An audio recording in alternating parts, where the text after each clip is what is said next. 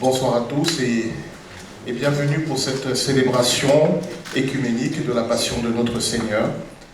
Le Vendredi Saint est toujours ambivalent parce qu'on ne sait pas, en tout cas moi je ne sais pas si je dois être triste ou si je dois me réjouir.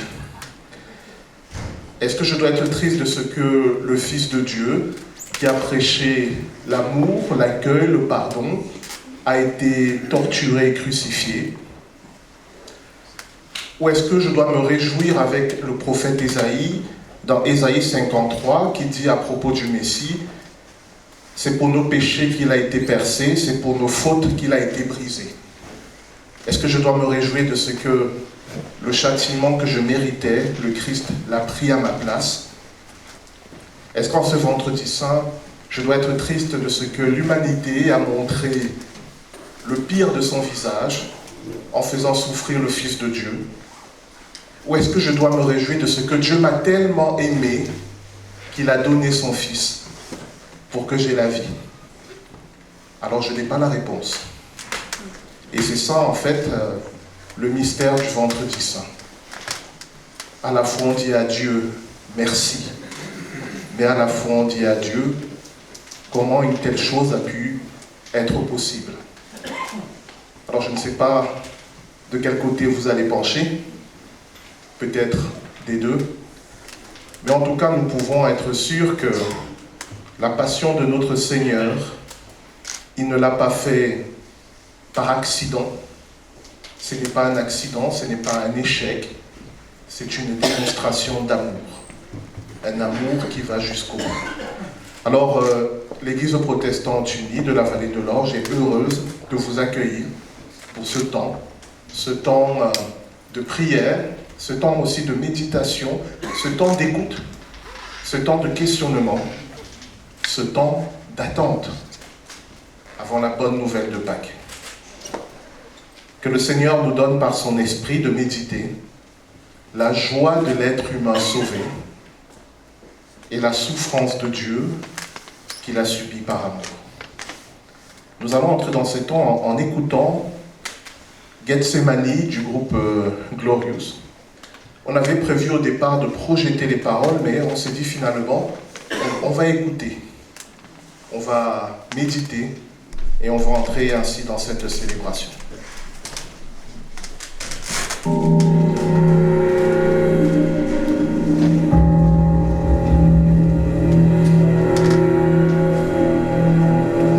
En ce jardin, je dépose ma vie, plus de chemin, la vérité me fuit, plus de matin, mais cette nuit vient où tout s'éteint.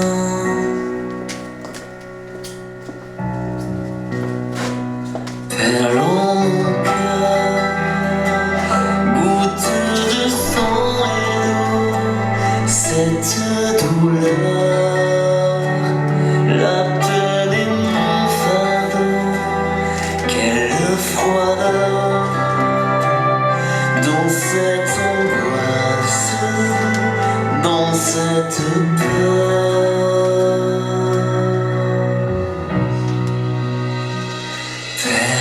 Éternel, ouvre le ciel pour que ta grâce en moi donne à toucher le ciel, donne à goûter ta loi et que ta volonté soit faite.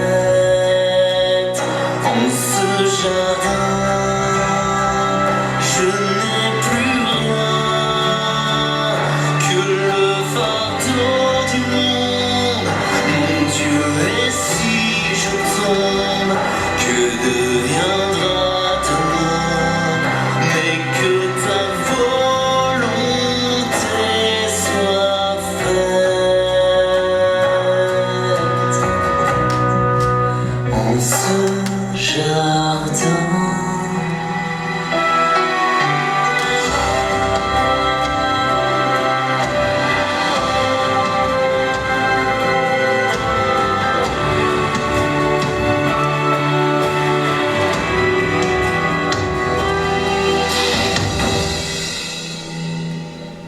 Agenouillé, le cœur d'effroi meurtri, là où tombait le sang de l'agonie, touchant la terre, seul abandonné dans ma misère, en ce jardin.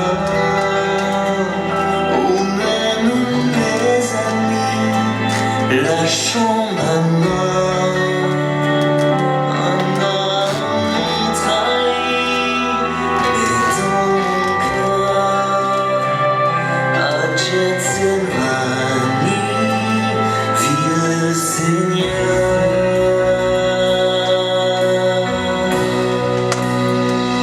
Père éternel, ouvre le ciel, pour que ta grâce en moi donne à toucher le ciel, donne à goûter ta loi, et que ta volonté soit faite en ce jardin. Je n'ai plus rien que le fardeau du monde. Mon Dieu, et si je tombe, que deviendra demain? Mais que ta volonté soit faite en ce jardin.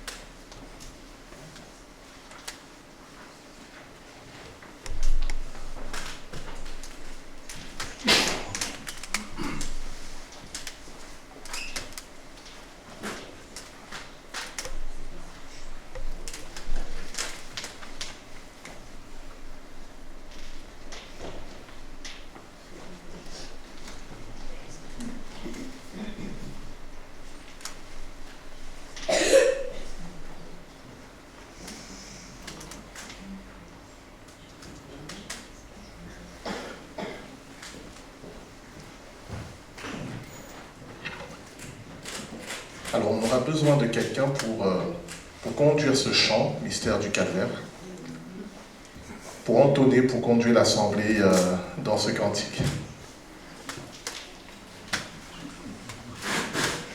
Personne ne le connaît?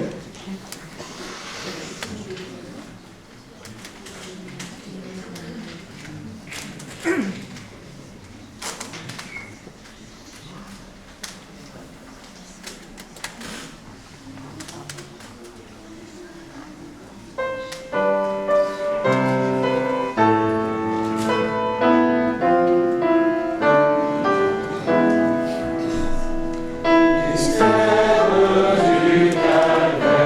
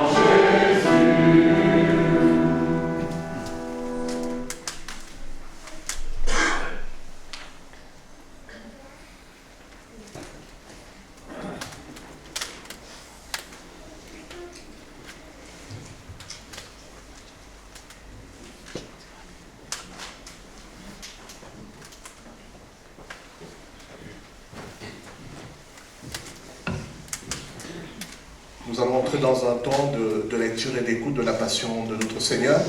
Je vais inviter tous les lecteurs qui sont prévus pour lire la Passion à venir directement au pupitre.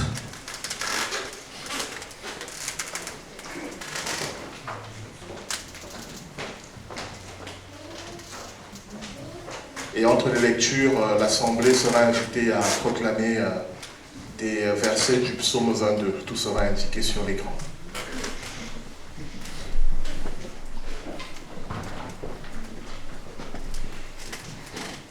Lecture de la Passion selon saint Jean, chapitre 18. Après ces mots, Jésus s'en alla avec ses disciples de l'autre côté du ravin du Cédron. Il y avait là un jardin dans lequel il entra avec ses disciples. Judas, celui qui le livrait, connaissait aussi l'endroit parce que Jésus et ses disciples s'y étaient souvent réunis. Judas se rendit donc au jardin, emmenant avec lui une troupe de soldats et des gardes fournis par les grands prêtres et des pharisiens. Ils étaient armés et portaient des lanternes et des flambeaux. Jésus, qui savait tout ce qui devait lui arriver, s'avança vers eux et leur demanda : « Qui cherchez-vous »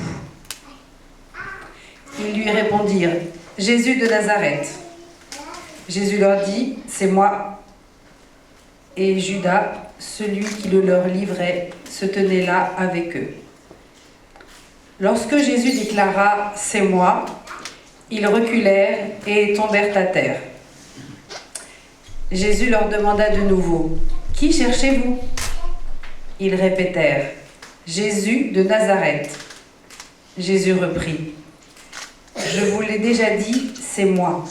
Si donc c'est moi que vous cherchez, laissez partir les autres. » C'était pour que s'accomplisse la parole qu'il avait prononcée. « Je n'ai perdu aucun de ceux que toi, Père, tu m'as confiés. » Simon-Pierre, qui avait une épée, la tira, frappa le serviteur du grand prêtre et lui coupa l'oreille droite. Ce serviteur s'appelait Malchus. Mais Jésus dit à Pierre : « Remets ton épée dans son fourreau. Penses-tu que je ne boirai pas la coupe de douleur que le Père m'a donnée ?» La troupe de soldats, avec leurs commandants et les gardes des autorités juives, se saisirent à cet instant de Jésus et le ligotèrent. Ils le conduisirent tout d'abord chez Annas.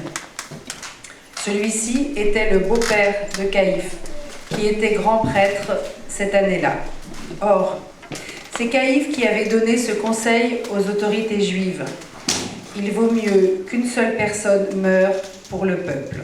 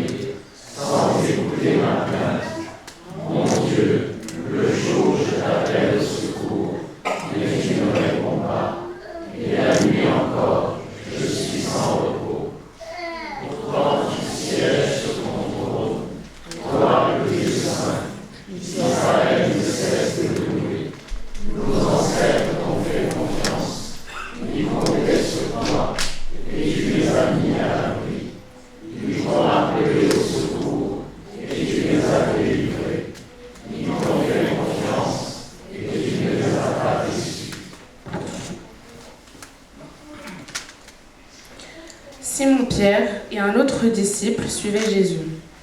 Cet autre disciple était connu du grand prêtre, si bien qu'il entra en même temps que Jésus dans la cour intérieure de la maison du grand prêtre. Mais Pierre resta dehors, près de la porte. L'autre disciple, celui qui était connu du grand prêtre, sortit et parla à la femme qui gardait la porte. Puis il fit entrer Pierre. La servante qui gardait la porte questionna Pierre. « N'es-tu pas, toi aussi, un des disciples de cet homme-là » ? « Non, je ne le suis pas, répondit-il. Il faisait froid, c'est pour ça que les serviteurs et les gardes se tenaient autour d'un feu de braise qu'il avait allumé pour se réchauffer. Pierre aussi se tenait avec eux et se réchauffait. Le grand prêtre interrogea Jésus sur ses disciples et sur l'enseignement qu'ils donnaient.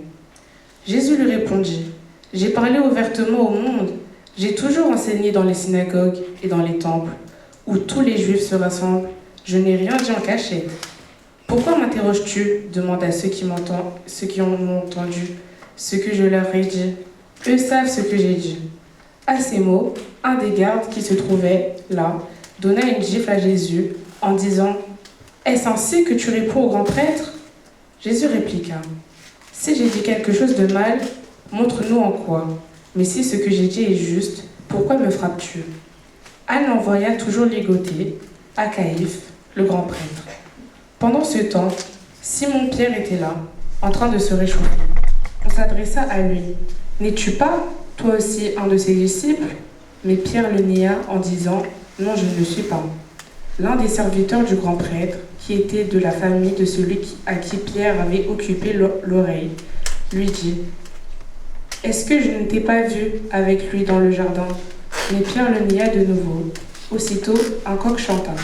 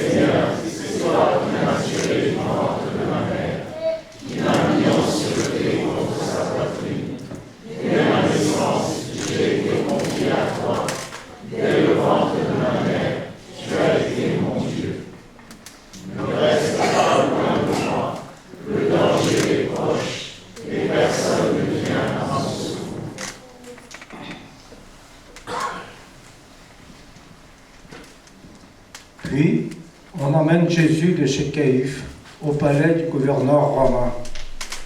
C'était tôt le matin. Ceux qui l'avaient amené n'entrèrent pas dans le palais afin de ne pas se rendre impurs et de pouvoir manger le repas de la Pâque. C'est pourquoi le gouverneur Pilate vint les trouver au dehors. Il leur demanda « Quelle accusation portez-vous contre cet homme ?» Ils lui répondirent « S'il ne fait pas de mal, nous ne serions pas venus à le livrer. » Pilate reprit « Prenez-le vous-même et jugez-le selon votre loi. » « Nous n'avons pas le droit de mettre quelqu'un à mort, » répliquèrent-ils. C'était afin que s'accomplisse la parole que Jésus avait prononcée pour indiquer de quelle mort il allait mourir. Pilate rentra dans le palais, il fit venir Jésus et lui posa cette question. « Est-ce toi le roi des Juifs ?» Jésus répondit. « Dis-tu cela parce que tu y as pensé toi-même ou parce que d'autres te l'ont dit de moi ?» Pilate reprit. « Est-ce que je suis juif, moi ? Seul ton peuple et les grands prêtres t'ont livré à moi. Qu'as-tu donc fait ?» Jésus répondit. « Mon règne n'appartient pas à ce monde. Si mon règne appartenait à ce monde, mes serviteurs combattraient pour que je ne sois pas livré aux autorités juives. Mais non, mon règne n'est pas d'ici. » Pilate lui dit alors, « Donc tu es roi ?» Jésus répondit, « C'est toi qui dis que je suis roi. Je suis né, je suis venu dans le monde pour rendre témoignage à la vérité. Quiconque appartient à la vérité, écoute ce que je dis. Pilate répliqua, qu'est-ce que la vérité? Après ces mots, Pilate alla de nouveau trouver les Juifs à l'extérieur. Il leur dit, je ne trouve aucune raison de condamner cet homme. Mais vous avez une coutume, que je vous relâche un prisonnier à la fête de la Pâque. Voulez-vous que je relâche le roi des Juifs? Ils crièrent, non, pas lui, c'est Barabbas que nous voulons. Or, ce Barabbas était un brigand. Mes adversaires sont autour de moi, comme de nombreux taureaux. Ils m'encerclent comme de puissantes bêtes qui marchent. On dirait des lions féroces qui rugissent, qui ouvrent la gueule contre moi. Ma force s'empare comme l'eau qui s'écoule. Je ne tiens plus debout. Mon courage fond en moi comme la cire. J'ai la gorge complètement sèche. Ma langue se colle à mon palais. Tu m'as placé au bord de la tombe. Alors Pilate ordonna d'amener Jésus et de le frapper à coups de fouet. Les soldats posèrent sur sa tête une couronne tressée avec des branches épineuses. Ils le revêtirent aussi d'un manteau de pourpre. Ils s'approchaient de lui et lui disaient « Salut, roi des Juifs !» et ils lui donnaient des gifles. Pilate sortit une nouvelle fois et dit aux personnes qui étaient à l'extérieur « Eh bien, je vais vous l'amener ici, dehors, afin que vous sachiez que je ne trouve aucune raison de le condamner. » Jésus sortit donc, il portait la couronne d'épines et le manteau rouge, et Pilate leur dit, « Voici l'homme. » Et lorsque les grands prêtres et les gardes le virent, ils crièrent, « Crucifie-le! Crucifie-le » Pilate reprit, « Prenez-le et crucifiez-le vous-même, car je ne trouve personnellement aucune raison de le condamner. » Les Juifs répliquèrent, « Nous avons une loi, et selon cette loi, il doit mourir, car il a prétendu être le Fils de Dieu. » Quand Pilate entendit ces mots, il eut encore plus peur. Il entra dans le palais et demanda à Jésus, « Mais d'où es-tu » Mais Jésus ne lui donna pas de réponse. Pilate lui dit alors, « Tu refuses de me parler, à moi ? Ne sais-tu pas que j'ai autorité pour te relâcher et aussi autorité pour te faire crucifier ?» Jésus lui répondit, « Tu n'aurais aucun pouvoir sur moi s'il ne t'avait pas été donné par Dieu. C'est pourquoi celui qui m'a livré à toi porte un plus grand péché que toi. » Dès ce moment, Pilate cherchait un moyen de relâcher Jésus. Mais les Juifs se mirent à crier, « Si tu le relâches, tu n'es pas un ami de l'empereur. Quiconque se prétend roi est un opposant de l'empereur. » Quand Pilate entendit ces mots, il amena Jésus dehors et le fit s'asseoir sur le siège du juge à l'endroit appelé Place Pavée, qu'on nomme Gabata en hébreu. C'était le jour qui précédait la fête de la Pâque, vers midi. Pilate dit aux Juifs, « Voilà votre roi. » Mais ils se mirent à crier, « À mort! À mort! Crucifie-le » Pilate leur demanda, « Faut-il que je crucifie votre roi ?» Les grands prêtres répondirent, « Nous n'avons pas d'autre roi que l'empereur. » Dès lors, Pilate leur livra Jésus pour qu'on le crucifie. Ils l'amenèrent donc.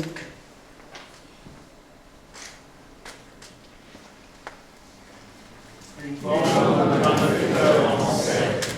Ces chiens ne me laissent aucune issue. Ils m'ont lié les pieds et les mains. Je suis tellement amaigri. Je peux compter tous mes os. Mes adversaires me regardent fixement. Ils se partagent mes habits. Ils tirent au sort mes vêtements. Mais toi, Seigneur, ne reste pas si loin. Tu es ma force. Viens vite à mon secours.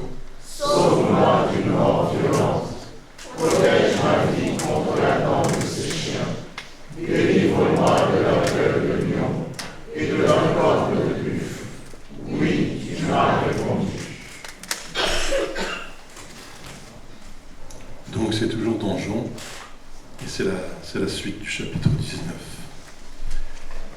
Celui-ci dut porter lui-même sa croix pour sortir de la ville et aller à un endroit appelé le lieu du crâne, qu'on appelle Golgotha en hébreu.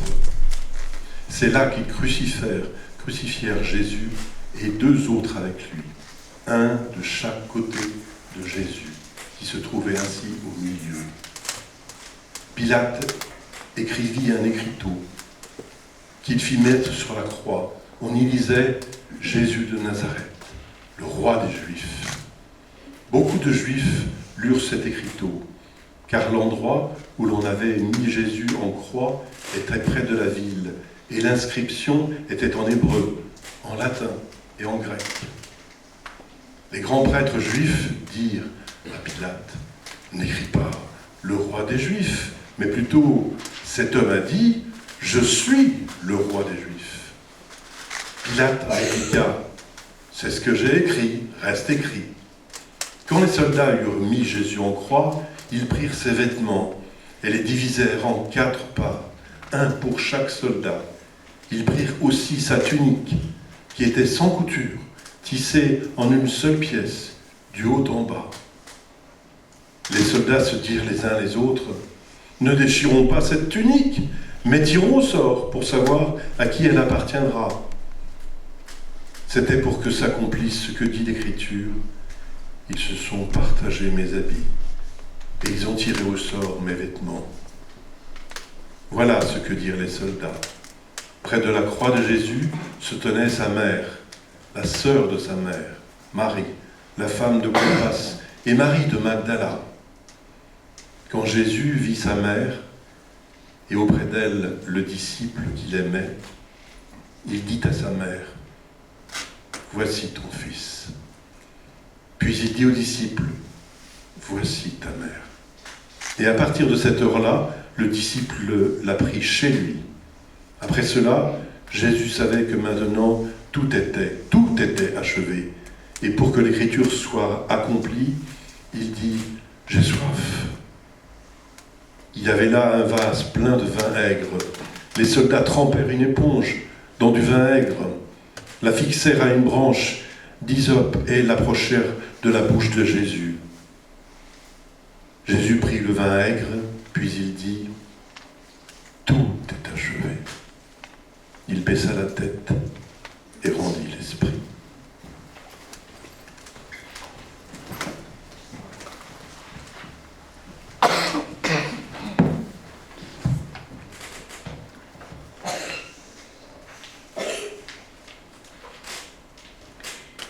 C'était la veille de la Pâque, et il ne fallait pas que les corps restent sur les croix durant le sabbat. D'autant plus que ce sabbat-là était particulièrement important. Les autorités juives demandèrent donc à Pilate de faire briser les jambes des crucifiés et de faire enlever les corps. Les soldats vinrent briser les jambes du premier condamné mis en croix en même temps que Jésus, puis du second. Mais quand ils arrivèrent à Jésus, ils virent qu'il était déjà mort.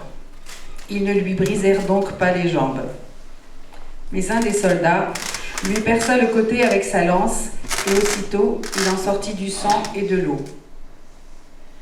Celui qui a vu cela en a rendu témoignage, et son témoignage est vrai. Il sait qu'il dit la vérité, afin que vous aussi vous croyiez.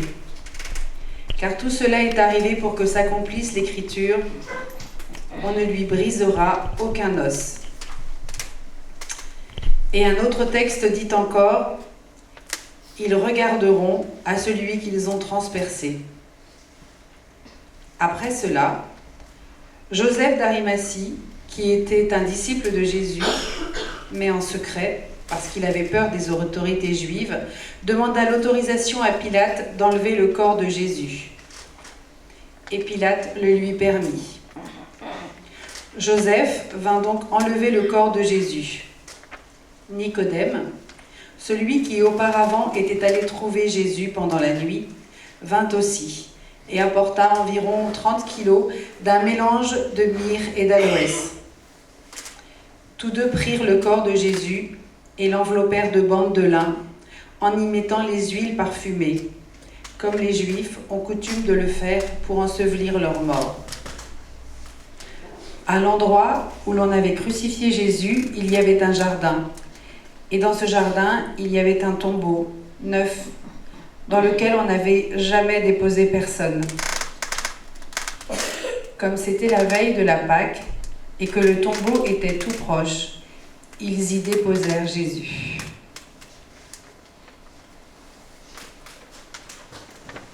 Car le malheureux qui est à la vie, il ne l'a pas méprisé, il ne l'a pas rejeté, il ne s'est pas détourné de lui, il a entendu son appel.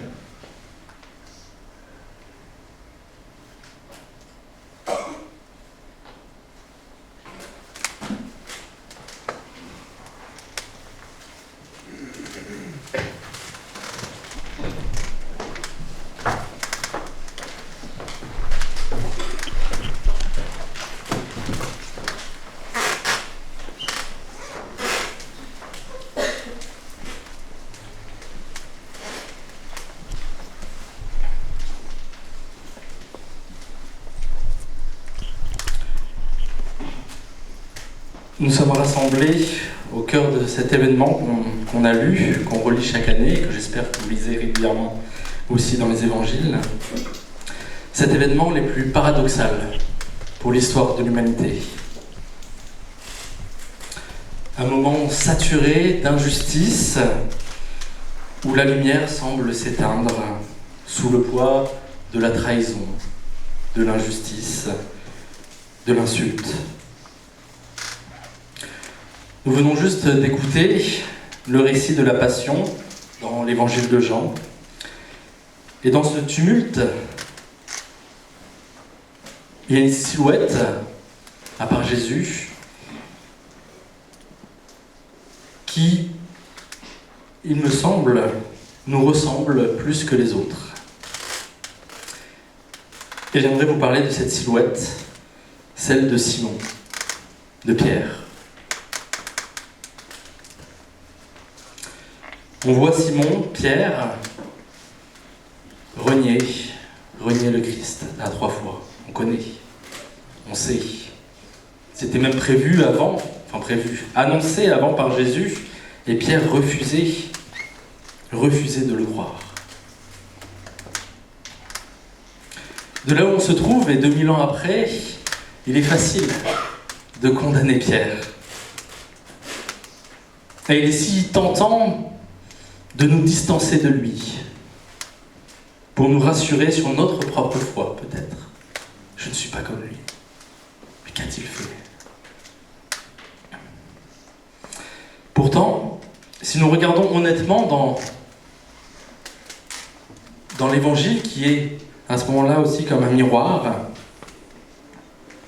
Pierre n'est pas un lâche de naissance. On le voit dans tous les écrits, dans tous les récits, dans tous les évangiles. C'est un homme de feu, un passionné. Et en effet, on sait un peu plus tôt, quelques heures plus tôt seulement, il affirmait avec force: « Je donnerai ma vie pour toi. Je donnerai ma vie pour toi. » Et je pense qu'il le pensait sincèrement. C'était pas une simple parole en l'air. Il le disait de tout son cœur. « Je mourrai pour toi. » C'était la passion de Pierre. Je pense que l'erreur de Pierre n'est pas un manque d'amour, mais une présomption de force.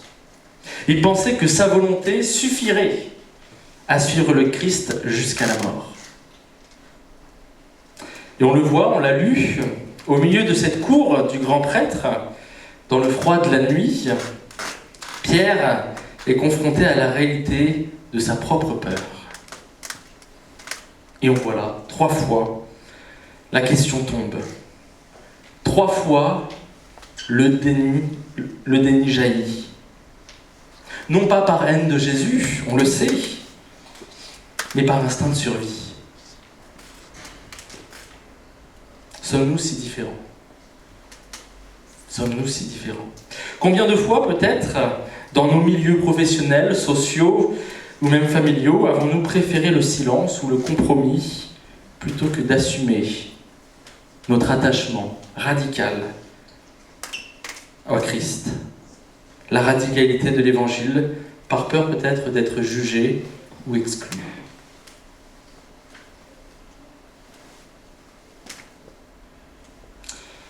Je pense que Pierre, ce soir-là, c'est chacun d'entre nous face à sa propre impuissance. Alors on a lu le récit dans Jean, et il y a un élément qui n'est pas dans Jean, mais qui se retrouve dans un autre évangile, et qui est pour moi assez fort, et que j'aimerais juste mentionner et parler. On retrouve ça notamment dans l'évangile de Luc, au chapitre 22, verset 61, où au moment où il renie pour la 3e fois, l'évangéliste Luc nous dit que le Seigneur, se retournant, regarda Pierre. Je trouve ce verset assez déboussolant, assez fou. Oui, au moment où le coq chante, Jésus se tourne et pose son regard sur Pierre. Imaginez ce regard. Le Christ est emmené, frappé, humilié, et pourtant, là au milieu de ce monde, il faut imaginer qu'il devait y avoir un monde fou, il prend le temps de se retourner et de poser son regard sur Pierre qui est dans le coin. Et ce n'est pas un regard passager. Si l'évangéliste Luc nous le dit comme cela, c'est que c'est vraiment, il pose son regard sur Pierre. Et le mot en grec suggère un regard qui pénètre l'âme. Un regard fixe, un regard profond, qui voit au-delà des apparences. Alors je me suis justement posé la question, parce qu'on ne dit pas tant de choses sur ce regard, mais comment était ce regard? Était-ce un regard de colère? Je ne crois pas. La colère, je pense, aurait brisé Pierre, elle l'aurait poussé au désespoir, l'aurait anéanti totalement, plus qu'il ne l'est déjà. Peut-être un regard de reproche. On ne le sait pas non plus. Une sorte de je te l'avais bien dit, je t'avais prévenu, et ça s'accomplit. Mais je pense que c'est trop typique de l'humain. Et qui ne correspond pas à comment Jésus était, le Fils de Dieu. Je crois que ce regard, en réalité, est un regard de fidélité et de vérité. Dans ce silence, dans ce regard, ce simple regard qui a duré peut-être 1 ou 2 secondes, je me suis imaginé ce qu'il pourrait dire. Alors ça vient de moi, hein. C'est pas biblique bien sûr, mais c'est ce que je ressens. Il dit peut-être, regarde Pierre, voilà ce qu'est l'homme sans la grâce. Tu te pensais roc, tu es sable, mais vois aussi qui je suis. Alors que tu me renies, moi je continue de t'aimer. Mon regard ne se détourne pas de toi. Et la fin du verset du psaume 22, il y a cette même phrase.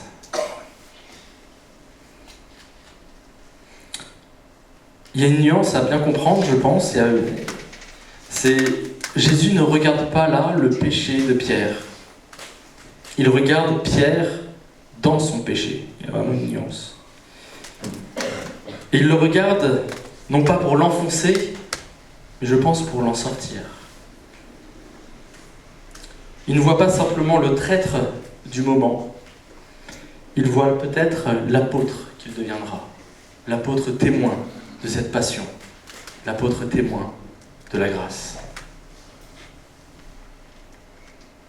On nous dit bien sûr après que Pierre sort et pleure amèrement, après, que ce soit après ce regard ou après que le coq ait chanté dans l'évangile de Jean. Ce ne sont pas des larmes d'orgueil blessé, de celui qui a raté en quelque sorte son examen de la sainteté. Il n'a pas été parfait et donc il est tout tout cassé. Je pense qu'il y a quelque chose qui a été cassé, c'est son ego. Ce sont les larmes de l'ego qui s'effondrent et qui laissent place à la miséricorde. Le Vendredi Saint, comme nous le faisons chaque année, vient nous rappeler une chose importante. Il vient nous enseigner une vérité brutale, mais libératrice. Nous ne pouvons pas nous sauver nous-mêmes. Nous ne pouvons pas nous sauver nous-mêmes. Notre fidélité est vacillante, mais la sienne, celle de Jésus, elle, est inébranlable. Pierre a dû apprendre à ses dépens qu'il ne pouvait pas suivre Jésus par ses propres forces, mais seulement en se laissant porter par celui qu'il avait renié. Non pas par ses propres forces, mais par celui qu'il avait renié. Aujourd'hui, ce soir, alors que nous contemplons la croix, demandons-nous comment pensons-nous que Jésus nous regarde ? Peut-être que beaucoup d'entre nous craignent un regard de déception ou de jugement. Mais le regard que Luc fait mention au chapitre 22 nous dit en fait le contraire. Le Christ nous regarde avec une lucidité totale sur nos faiblesses, mais avec une tendresse qui dépasse tout entendement. En ce vendredi saint, ne fuyez pas le regard de Christ. Ne fuyez pas le regard de Christ. Ne vous cachez pas derrière vos bonnes œuvres, sinon vos excuses. Laissez ce regard de vérité et d'amour vous atteindre. Apprenons de Pierre que l'échec n'est pas la fin, mais souvent le véritable commencement de la foi. Celui où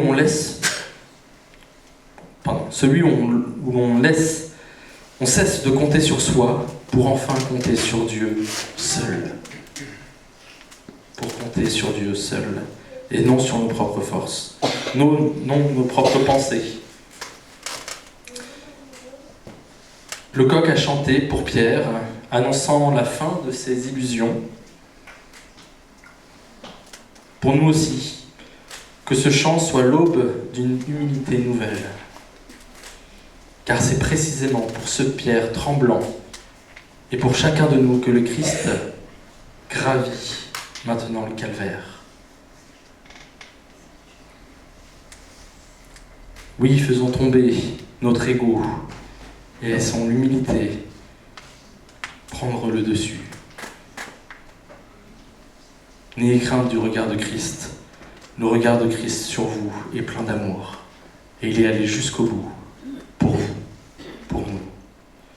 Dans la chanson de Glorious, ça le dit bien. Et aussi on le voit très bien dans le jardin de Gethsémanée. Christ avait peur. Christ a tremblé. Christ a pleuré. Jusqu'à avoir de la sueur de sang. Mais il a décidé d'aller jusqu'au bout. Parce qu'il nous voyait. Parce qu'il vous voyait. Et il voulait une relation avec vous. Il voulait vous sauver. Et créer cette belle famille que nous sommes aujourd'hui. Nous pouvons vivre malgré nos différences, malgré nos dénominations différentes. Nous pouvons vivre ce temps ensemble, de se rappeler de ce beau moment et ce terrible moment en même temps, comme l'a très bien dit aussi Guy Bertrand, mais tellement rempli d'amour pour chacun d'entre nous. Amen.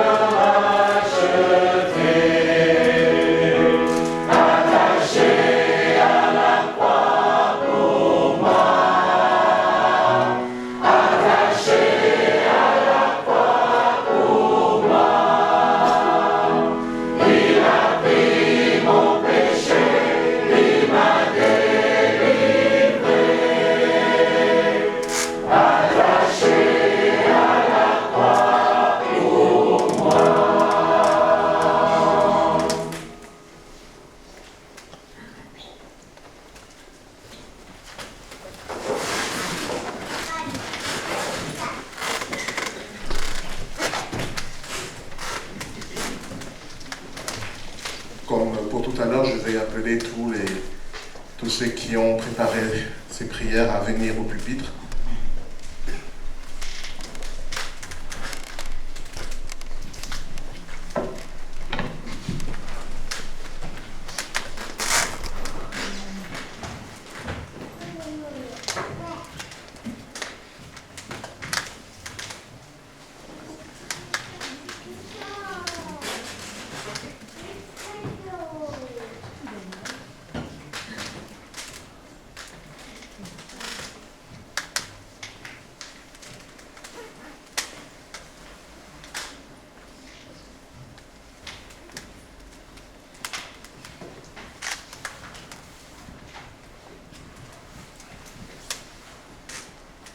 Seigneur notre Dieu, en ce vendredi saint, nous tournons les yeux vers Jésus crucifié. En lui, tu ne bénis pas la violence du monde, tu la dévoiles, tu la traverses, tu la juges. En lui aussi, tu accueilles le cri de ceux que la violence écrase, le cri même de l'abandon. Mon Dieu, pourquoi ? Et tu ouvres le cœur même de la haine, et tu ouvres au cœur même de la haine un chemin de vie. C'est pourquoi nous te prions pour la paix. Nous te confions d'abord celles et ceux sur qui pèse la guerre, les peuples meurtris, les civils exposés, les enfants blessés dans leur corps et dans leur mémoire, les familles endeuillées, déplacés ou séparés, les otages, les prisonniers, tous ceux dont la souffrance demeure ignorée des puissants et finit par se perdre dans l'habitude du monde.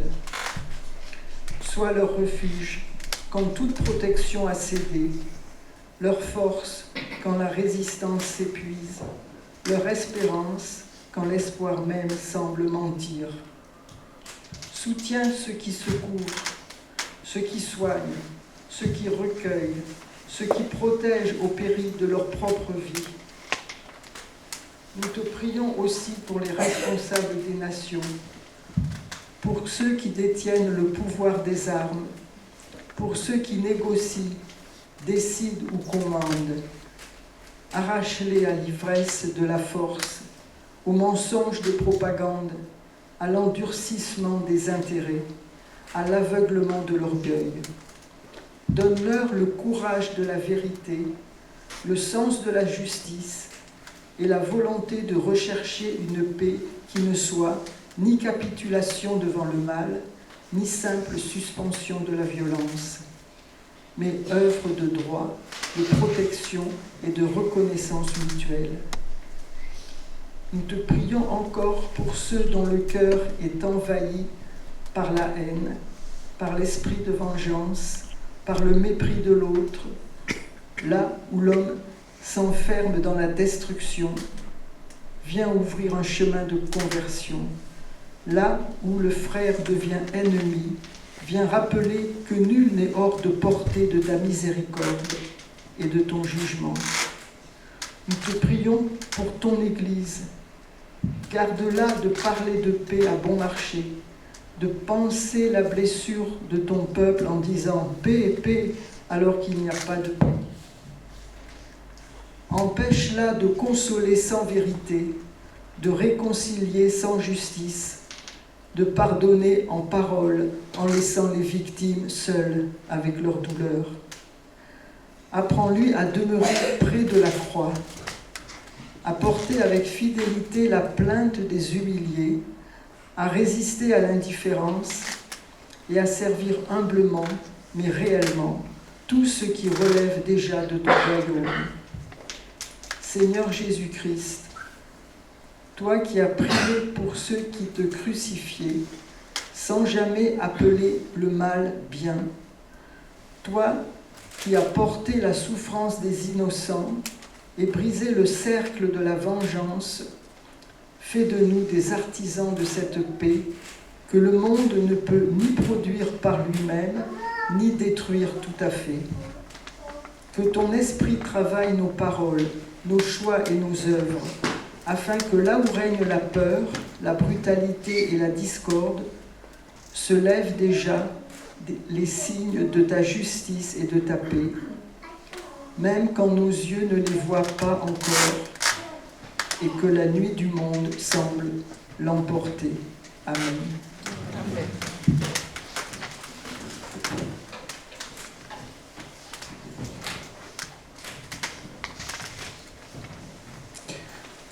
Seigneur Dieu, nous avons une pensée pour ceux qui se trouvent en prison.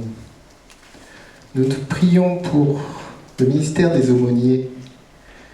Nous te remettons les personnes visitées pour qu'elles puissent être touchées par le message de la croix. Seigneur, nous savons que tu es Dieu, que tu pardonnes ceux qui te reconnaissent comme Seigneur et Sauveur. Nous te remettons aussi les personnes alitées dans les hôpitaux, ou en EHPAD, ou en centre de rééducation. Nous savons, Seigneur, qu'ils ont aussi besoin de te rencontrer d'une manière toute particulière, Seigneur, par ton esprit, par ta parole, par une visite. Et en cette semaine de Pâques, qu'elles puissent être encouragées et se tourner également vers toi, Seigneur, qui a été rempli de compassion pour tous les malades. Merci, Seigneur, pour la manière dont tu vas répondre à notre prière. Amen.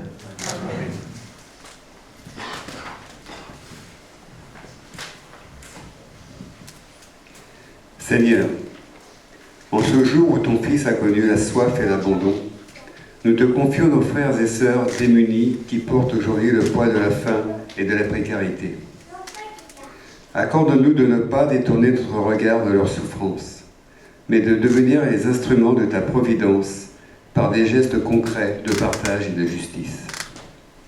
Que ton amour transforme nos cœurs et nos sociétés pour que chaque personne retrouve la dignité d'un pain quotidien et l'espérance d'un avenir assuré. Amen.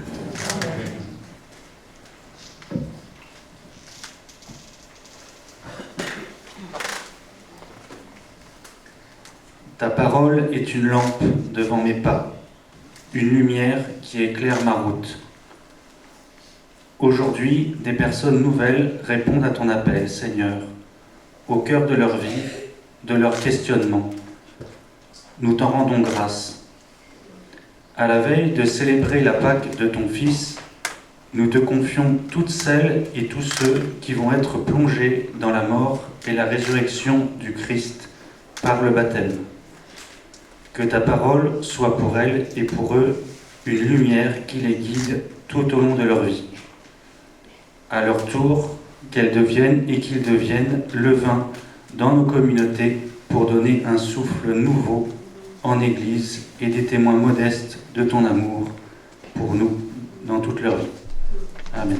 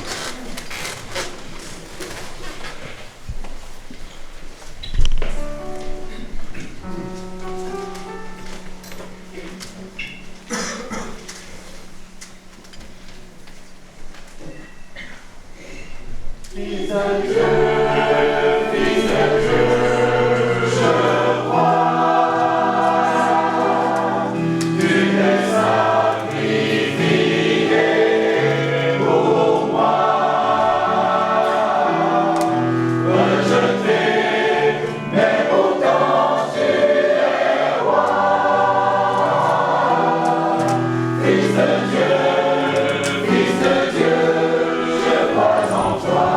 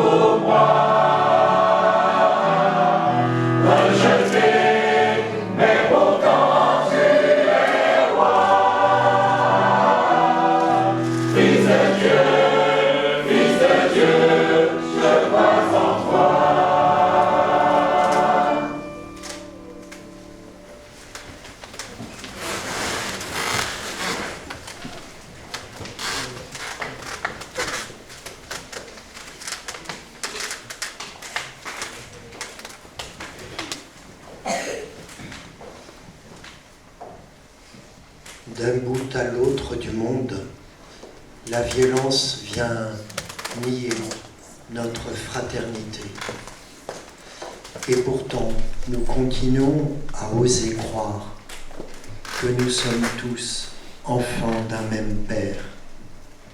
Alors, ce n'est pas des mots faciles, c'est plutôt un engagement que nous formulons en nous reconnaissant, aimés par le Père, de ce regard qui a relevé Pierre et qui lui a dit « Tu pourras affermir tes frères une fois que tu seras revenu, ayant découvert cette miséricorde de Dieu. » Ensemble, aujourd'hui.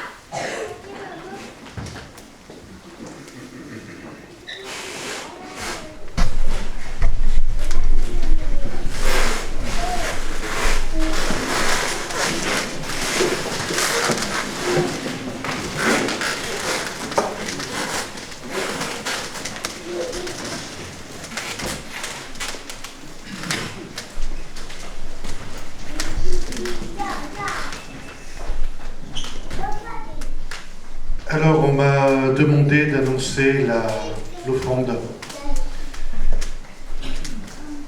Il a été déclaré coupable après un procès truqué.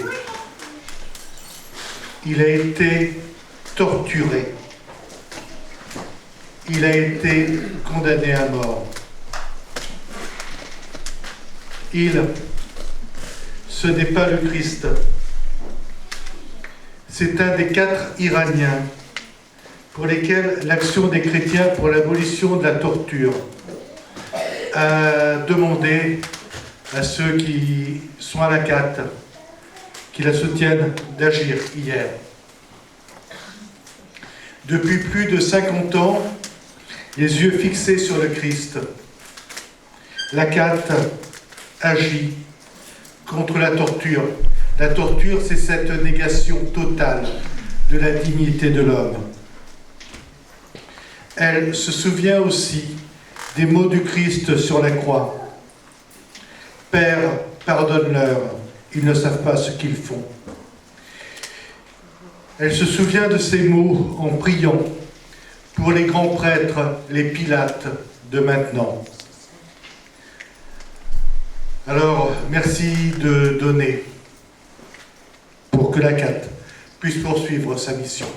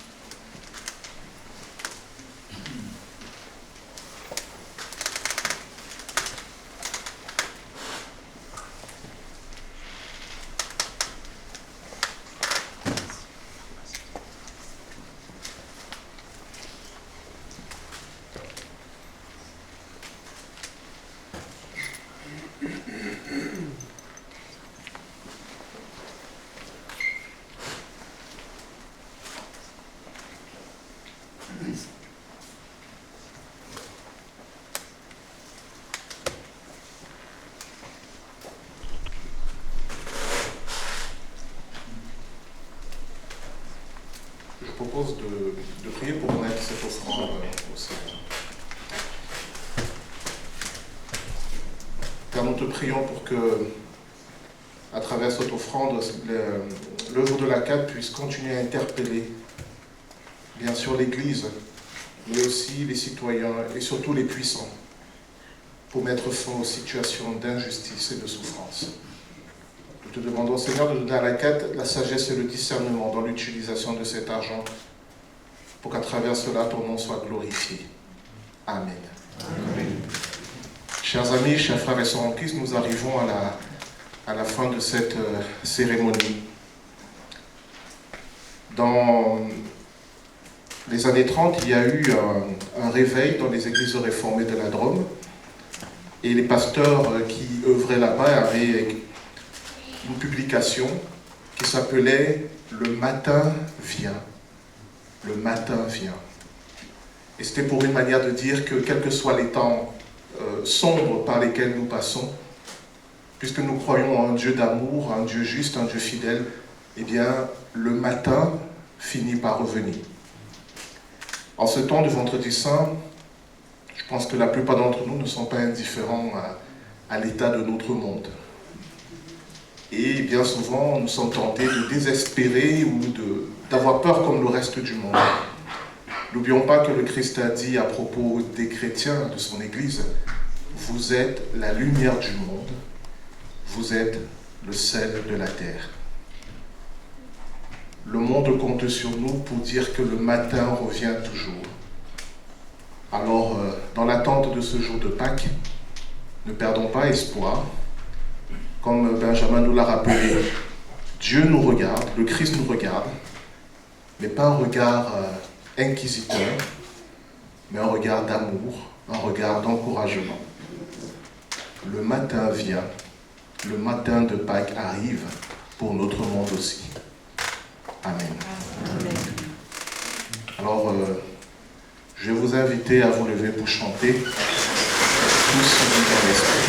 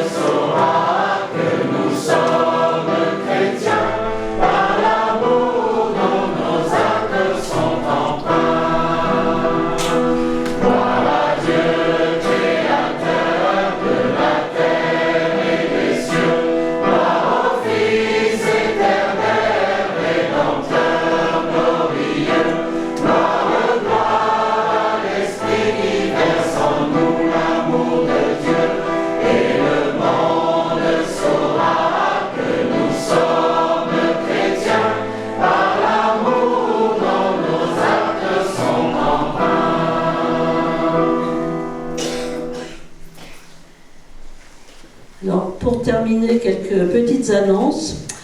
Du côté de l'Église catholique, on organise un festival écologie et solidarité, mais qui bien sûr est ouvert à tous et à toutes. C'est les samedis 11 et 12 avril, et dimanche 12 avril, donc le samedi 11 après-midi, le dimanche 12 toute la journée. Ça se passe à Athis-Mons, et pour plus de détails, si vous êtes intéressés, nous avons des flyers à vous proposer qui vous donneront des détails sur l'organisation, sur tout ce qui est proposé, donc des tables rondes, des ateliers, des conférences, des partages d'initiatives, des spectacles, des temps de louange. Voilà, il y a une possibilité de restauration sur place. Je vais tout vous avouer, je me suis trompée de tract, c'est juste Solidarité Écologie le service. Mais si vous faites Festival Solidarité Écologie 91, vous avez toutes les infos. J'en ai quelques-uns dans ma carte. Voilà, je prendrai les quelques-uns. C'est juste pour le service. Rappel de nos activités écuméniques. Notre troisième et dernière soirée dîner partage prière de cette année scolaire aura lieu donc le mardi 19 mai. Et contrairement à ce qui avait été annoncé au début, elle aura lieu au temple de l'église évangélique libre de Viry-Châtillon, qui nous accueille volontiers. Le thème, il y a diversité de ministères, mais c'est le même Seigneur. Et puis on connaît le thème du temple pour la création de 2026, l'eau vive. Tu as autre chose à dire? Une annonce surprise, on m'a dit tu peux le faire. Donc il y aura une nuit des veilleurs le 26 juin. Voilà, certainement 20h30. Alors la nuit des veilleurs, c'est le moment où on se réunit entre chrétiens pour prier pour les victimes de la torture. Et là, ce sera, on vient de parler de, ce sera des victimes de la torture certainement, et on ne sait pas, je ne sais pas encore pour qui on priera, mais ce sera certainement des défenseurs de l'environnement. Voilà, donc 26 juin, certainement 20h30, ici. Voilà.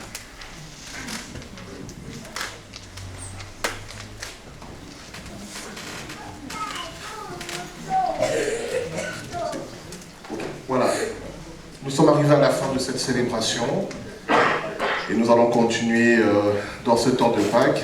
Bonne soirée à tous, bon retour et bonne fête de Pâques.